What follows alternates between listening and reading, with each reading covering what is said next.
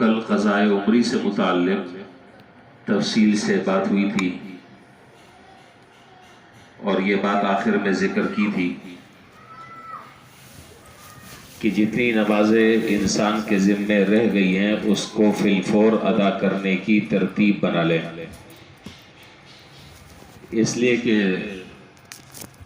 موت کا کسی کو بھی معلوم نہیں کہ کب بلاوا آ جائے، تو جو نمازیں ذمے میں رہ گئی ہیں اس کو ہر حال میں ادا کرنا ہی ہے۔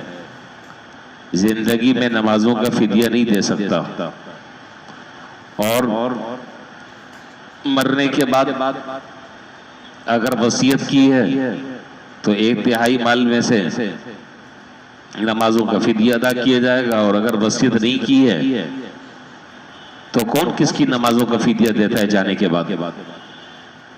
اس لیے اس بھروسے پر آدمی کو نہیں رہنا چاہیے، اپنی نمازیں شروع کر دینی چاہیے۔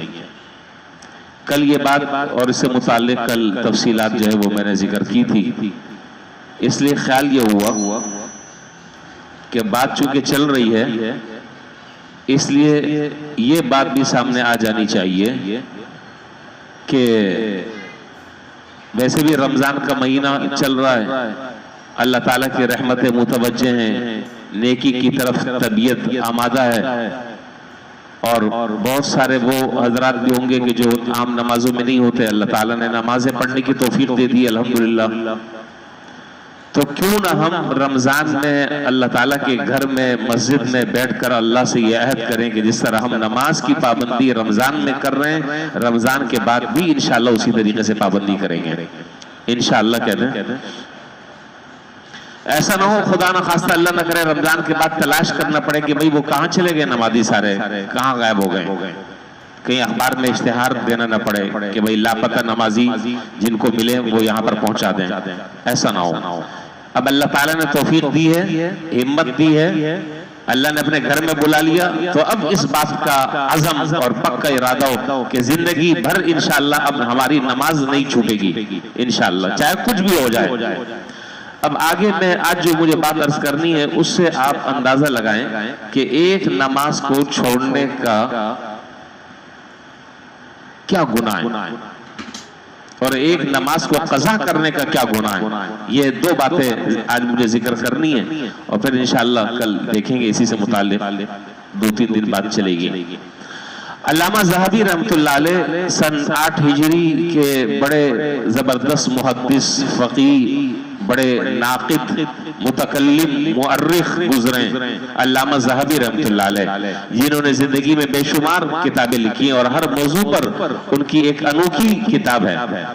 علامہ ذہبی رحمۃ اللہ علیہ کی ایک کتاب ہے عربی میں، اس کتاب کا نام ہے کتاب الکبائر۔ کتاب کا نام ہے کتاب الکبائر۔ صفحہ نمبر 26 پر علامہ ذہبی رحمۃ اللہ علیہ نے ایک واقعہ ذکر فرمایا ہے۔ اس کتاب میں بنیادی طور پر علامہ ذہبی رحمۃ اللہ علیہ نے 70 کبیرہ گناہوں کو قرآن اور حدیث کی روشنی میں اس کی وعیدیں بیان فرمائی ہیں، اور عجیب و غریب وعیدیں ہیں، اس سے متعلق واقعات ہیں، اس سے متعلق عبرت کی باتیں ہیں، نصیحت کی باتیں۔ 70 کبیرہ گناہوں کو انہوں نے اس کتاب میں ذکر کیا ہے، جس کا میں آپ کو حوالہ دے رہا ہوں، کتاب الکبائر۔ صفحہ نمبر 26 پر علامہ ذہبی فرماتے ہیں کہ ایک بنی اسرائیل کی ایک عورت حضرت موسیٰ علیہ السلام کی خدمت میں حاضر ہوئی، اور اس نے حضرت موسیٰ علیہ السلام سے عرض کیا کہ اللہ کے نبی، مجھ سے ایک گناہ سرزد ہو گیا ہے، اور میں نے اللہ تعالیٰ کے حضور تو رو رو کر دعا کر لی ہے، امید ہے کہ اللہ تعالیٰ نے میرا وہ گناہ معاف کر دیا ہوگا، آپ بھی میرے لیے دعا فرمائیں کہ اللہ تعالیٰ میرے اس گناہوں کو بالکل ختم فرما دیں۔ آپ نے فرمایا کہ کیا گناہ کیا؟ کہنے لگی کہ مجھ سے زنا ہوا، اس زنا کے نتیجے میں بچہ پیدا ہوا، تو بدنامی کے خطرے سے ڈر کر میں نے اس بچے کو بھی قتل کر دیا۔ حضرت موسیٰ علیہ السلام نے جب یہ بات سنی تو فرمایا کہ کم بخت اٹھ جا یہاں سے، چلی جا، ایسا نہ ہو کہ تیرے اوپر اللہ تعالیٰ کا جو عذاب آئے اس سے ہم سب بھی جل کر راکھ ہو جائیں۔ وہ بیچاری نا امید ہو کر حضرت موسیٰ علیہ السلام کی خدمت سے اٹھی، ابھی تھوڑی دور گئی تھی کہ اللہ تعالیٰ نے حضرت جبرائیل علیہ السلام کو بھیجا وحی دے کر.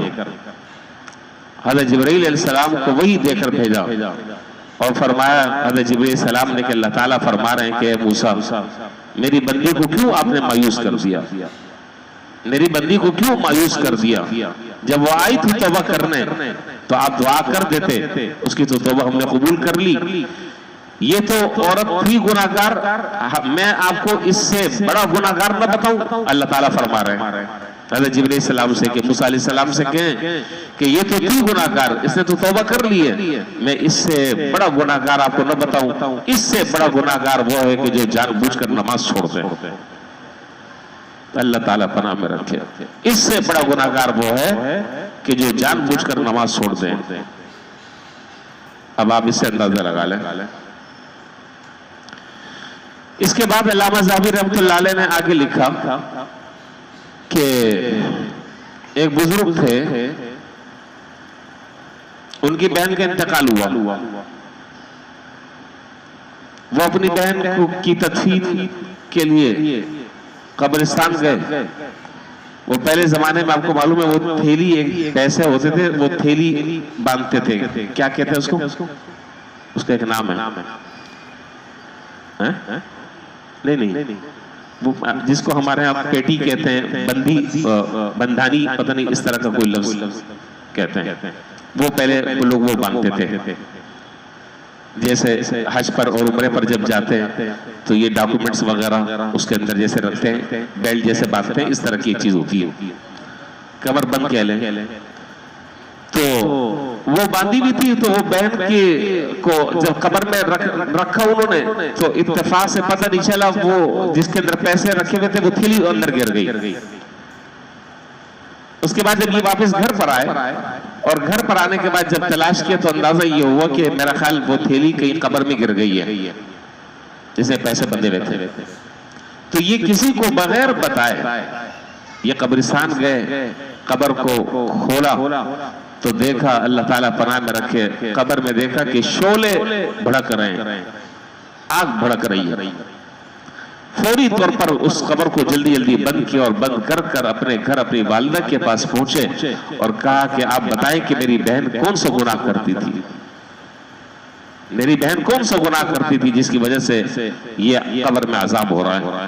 تو والدہ نے کہا کہ گناہ تو کوئی ایسا خاص نہیں کرتی تھی، البتہ ایک کام یہ کیا کرتی تھی کہ نماز کا جب وقت آتا تھا تو وقت گزار کر ٹال کر نماز پڑھا کرتی تھی. گویا کہ نماز قضا کرنے کا یہ عذاب ہے، اور اگر ایک آدمی سرے سے نماز ہی نہ پڑھے، اب آپ اس کا اندازہ لگا لیں. اللہ تعالیٰ پناہ میں رکھے، اللہ تعالیٰ محفوظ رکھے. یہ عذاب جو ہے وہ نماز کو ٹال کر پڑھنے کا ہے، جان بوجھ کر مؤخر کر کر پڑھنے کا ہے، وقت پر نماز نہ پڑھنے کا ہے. اور جو آدمی سرے سے نماز ہی نہ پڑھے، اسی لیے حدیث میں جناب رسول اللہ صلی اللہ علیہ وسلم نے ارشاد فرمایا کہ ایک مسلمان اور ایک کافر میں اگر کوئی فرق ہے تو وہ فرق نماز پڑھنے اور نہ پڑھنے کا ہے. ظاہر ہے ایک مسلمان ہے، اسے یہ توقع آدمی نہیں رکھ سکتا، چاہے وہ کتنا گناہگار کیوں نہ ہو، اسے یہ توقع نہیں رکھ سکتا کہ وہ نماز کو چھوڑنے والا ہوگا. اس لیے میں یہ عرض کر رہا ہوں کہ اس رمضان میں اللہ تعالیٰ سے معاہدہ کیجئے، اللہ تعالیٰ سے وعدہ کیجئے کہ انشاءاللہ جس طرح رمضان میں ہم نمازوں کی پابندی کر رہے ہیں اور ہم نے اپنے آنے سے مسجدیں دیکھیں ماشاءاللہ مسجدوں میں رونقیں ہیں، اللہ کرے کہ یہ رونقیں رمضان کے بعد بھی رہیں اور ہم اسی طریقے سے نمازوں کا اہتمام رمضان کے بعد بھی انشاءاللہ کریں.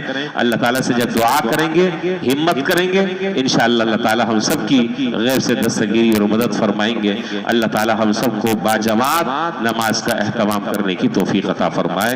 وآخر دعوانا الحمدللہ رب العالمین.